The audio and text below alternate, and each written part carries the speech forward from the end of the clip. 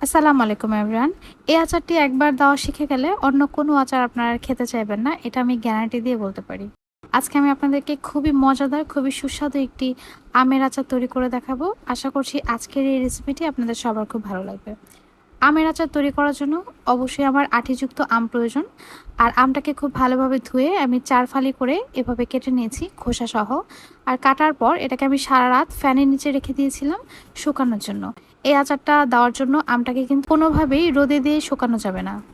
আচারের মশলা তৈরি করার জন্য আমি এখানে 1 টেবিল চামচ পরিমাণ ধনিয়া, 1 টেবিল চামচ পরিমাণ মুড়ি, তার সাথে 1 চা চামচ পরিমাণ সাদা সরিষা, হাফ চা চামচ পরিমাণ কালো সরিষা, হাফ চা চামচ পরিমাণ মেথি, হাফ চা চামচের একটু কম কালো জিরা এবং হাফ চা চামচের একটু কম জৈন নিয়েছি। তার সাথে 2টা এলাচ এবং 3 টুকরো দারচিনি, আর তার সাথে আছে একটা শুকনো মরিচ। এই মশলাগুলোকে খুব ভালোভাবে একটা কড়াইয়ের মধ্যে টেলে আমি ফাঁকি করে নিয়েছি।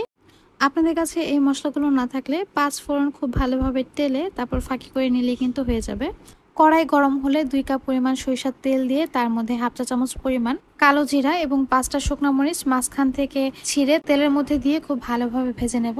শুকনো মরিচগুলোকে খুব সুন্দরভাবে ভাজার পর 1 টেবিল চামচ পরিমাণ আদা রসুন বাটা দিয়ে কেটে রাখা আমগুলো দিয়ে দিচ্ছি। এখানে প্রায় 3 কেজি পরিমাণ আম আছে। এখন আমগুলোকে তেলের মধ্যে ভেজে নেব যতক্ষণ না পর্যন্ত কালারটা চেঞ্জ হয়ে আসে। আমের কালারটা চেঞ্জ হয়ে আসলে আমি এখানে অ্যাড করব 1.5 চা চামচ পরিমাণ হলুদ গুঁড়ো, 1 চা চামচ পরিমাণ মরিচ গুঁড়ো এবং 1.5 চা চামচ পরিমাণ লবণ। আর সাথে অ্যাড করছি হাফ চা চামচ পরিমাণ বিট লবণ। এখন এই মশলাগুলোর সাথে আমটাকে খুব ভালোভাবে মিশিয়ে নেব। আর এই পর্যায়ে চুলার আঁচটা কিন্তু মিডিয়াম টু লোতে থাকবে। এই সম্পূর্ণ আচারটাই কিন্তু মিডিয়াম টু লো আঁচে রেখে তারপর করতে হবে।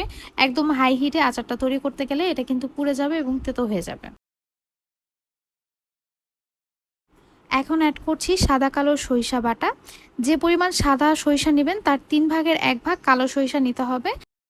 বেশি কালো সরিষা দিলে কিন্তু সরিষা বাটাটা তিতা হয়ে যায়। সরিষা বাটা দেওয়ার পর খুব ভালোভাবে নেড়েচেড়ে এটাকে আমের সাথে মিশিয়ে নিতে হবে।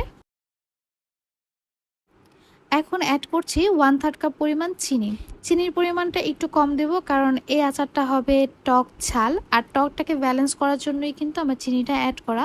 যদি আপনাদের আমটা একদমই টক কম হয় সেক্ষেত্রে চিনিটা না দিলেও কিন্তু চলবে। দিয়ে দিচ্ছি যে 5 ফোড়ন ফাঁকি করে রেখেছিলাম সেটা। আমি এখানে 2 চা চামচ পরিমাণ 5 ফোড়ন ফাঁকি দিয়েছি। আর 5 ফোড়ন ফাঁকিটা দেওয়ার পর খুব ভালোভাবে এটাকে আমের সাথে মিশিয়ে নেব। এরপর 5 থেকে 6 মিনিট এভাবে নেড়েচেড়ে জাল করলে কিন্তু আমটা নরম হয়ে যাবে। আর তারপর একটা স্প্যাচুলার সাহায্যে এইভাবে আমটাকে আমি আরও ভেঙে ভেঙে দিচ্ছি।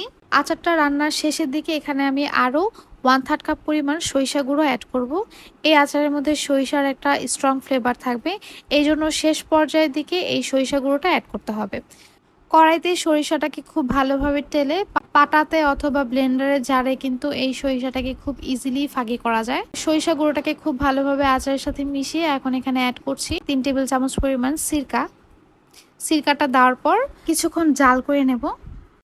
যখন আমি আচারটা নামিয়ে ফেলবো তার ঠিক আগ মুহূর্তে অ্যাড করব প্রায় 2 টেবিল চামচ পরিমাণ কাশ্মীরি রেড চিলি পাউডার। এই আচারের মেন ফ্লেভারটাই কিন্তু এটা।